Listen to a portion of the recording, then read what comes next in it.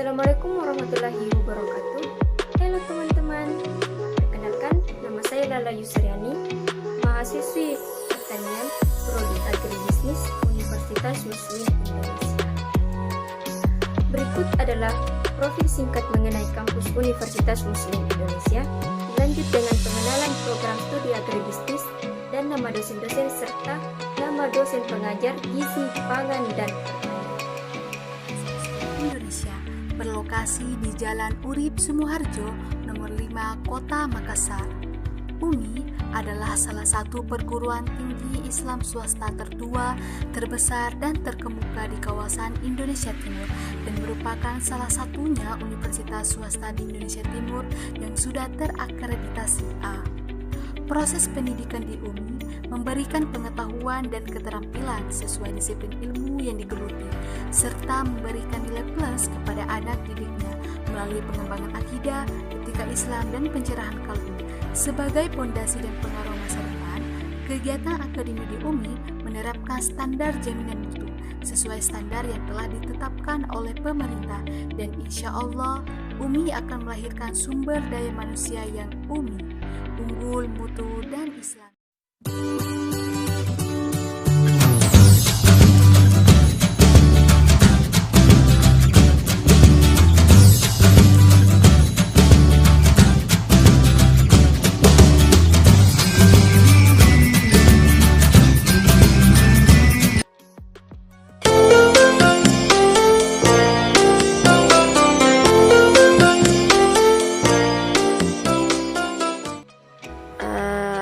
Profil pengenalan agribisnis. Visi program studi agribisnis yaitu terwujudnya program studi agribisnis Fakultas Pertanian UMI yang unggul di bidang agribisnis hilir berkelanjutan, menghasilkan sumber daya manusia profesional, memiliki jiwa wirausaha dan kearifan lokal, serta berjati diri Islami di tingkat nasional pada tahun 2020 dan internasional pada tahun 2030.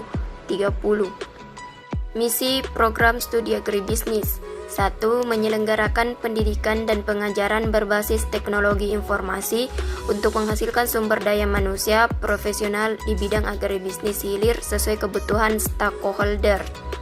2. Memberikan kontribusi nyata terhadap pengembangan ilmu pengetahuan dan teknologi di bidang agribisnis hilir yang berkelanjutan melalui kegiatan penelitian dan publikasi ilmiah.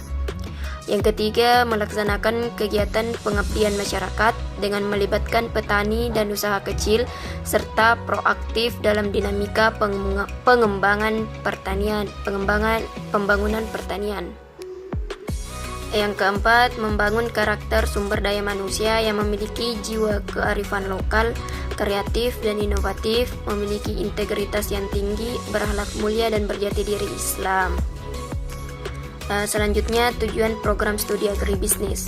1. Mewujudkan program studi agribisnis FPUMI yang unggul di bidang agribisnis hilir berkelanjutan di tingkat nasional pada tahun 2020 dan internasional pada tahun 2030.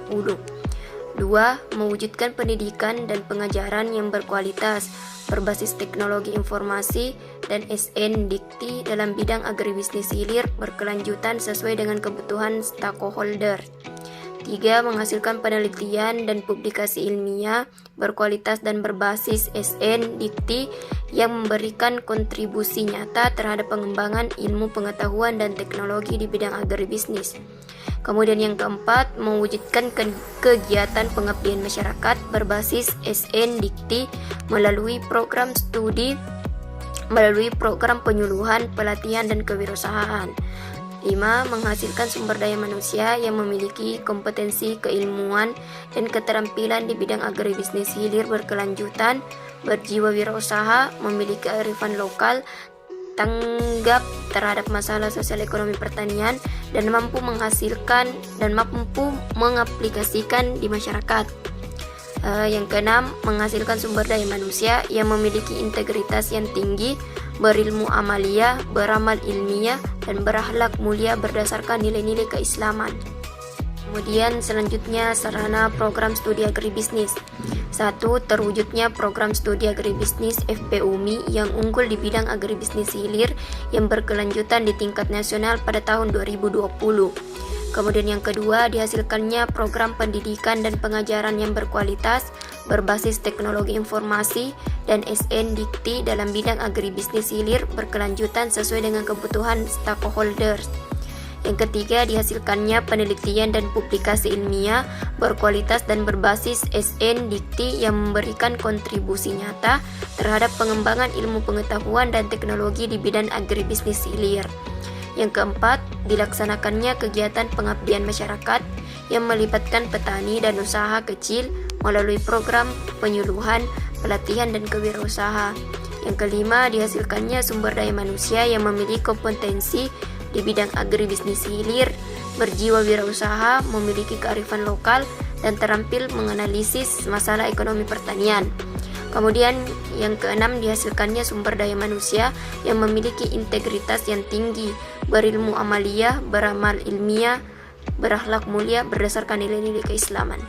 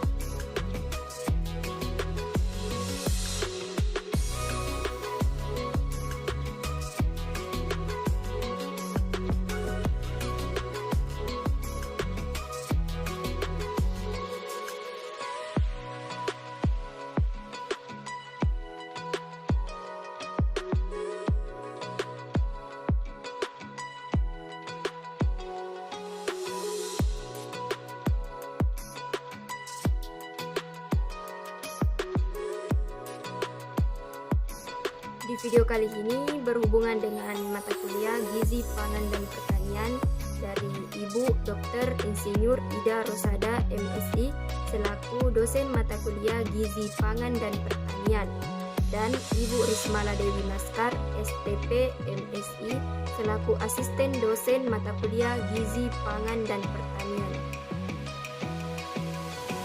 Selanjutnya saya akan memaparkan hasil wawancara saya bersama istri seorang petani yang bernama Sumarni, alamat RT 1 RW 1, dan di mana pewawancaranya adalah saya sendiri, dan saya lakukan wawancara pada tanggal 18 April 2021 yang lokasinya itu berada di Desa Tebak, Kecamatan Salomeko, Kabupaten Bone. Kemudian identitas responden.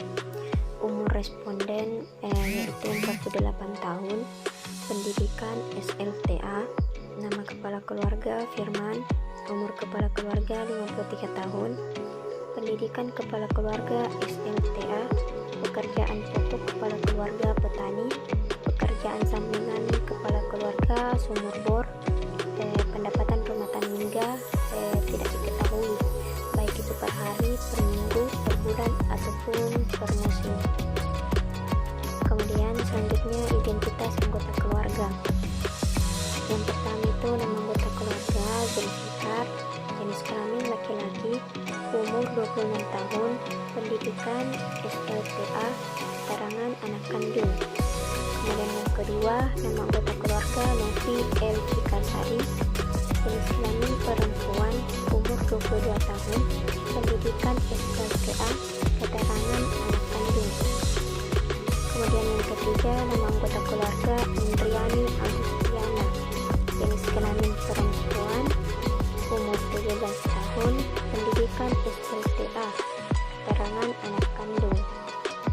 Kemudian yang keempat, nama anggota keluarga dia Lestari, jenis kelamin perempuan, umur 10 tahun, pendidikan SD, keterangan anak kandung. Kemudian deskripsi pola konsumsi pangan anggota keluarga.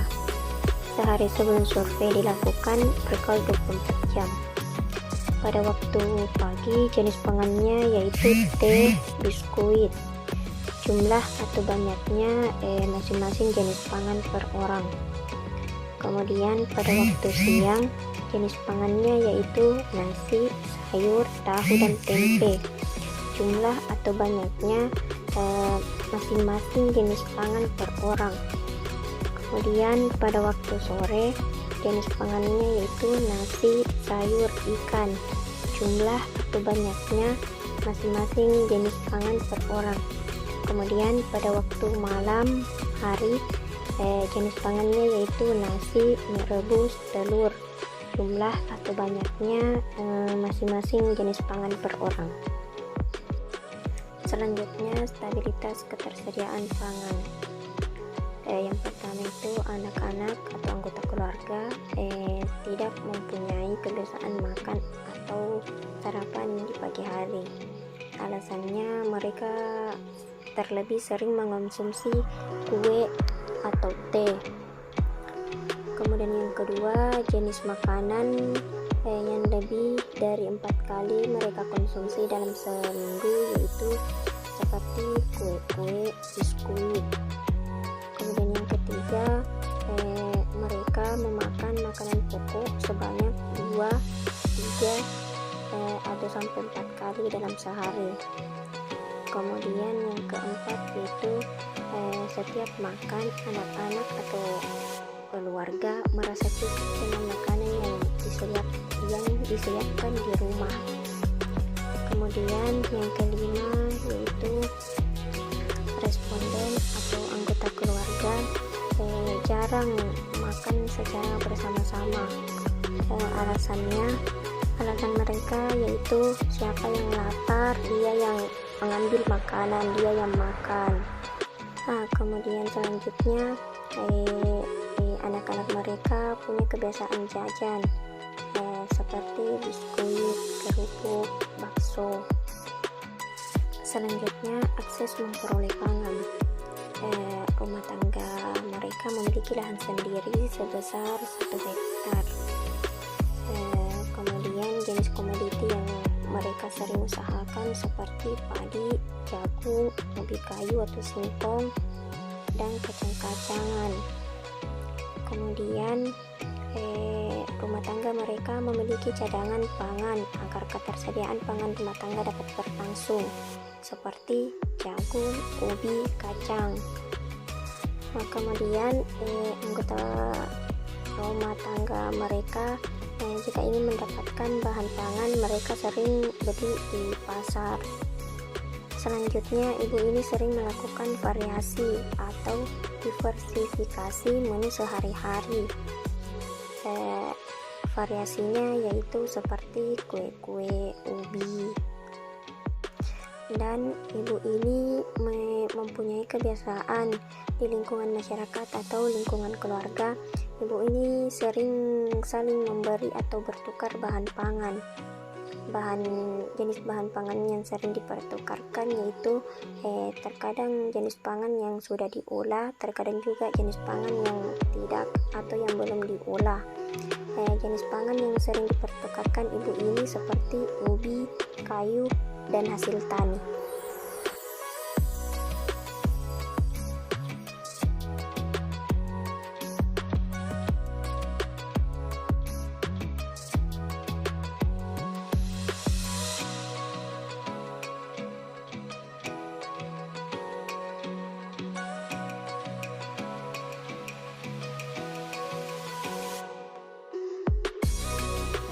Mungkin hanya itu yang sempat saya kemukakan. Semoga bermanfaat. Apabila ada kekurangan, mohon dimaafkan. Akhir kata dari saya, wabillahi taufiq wal hidayah. Wassalamualaikum warahmatullahi wabarakatuh.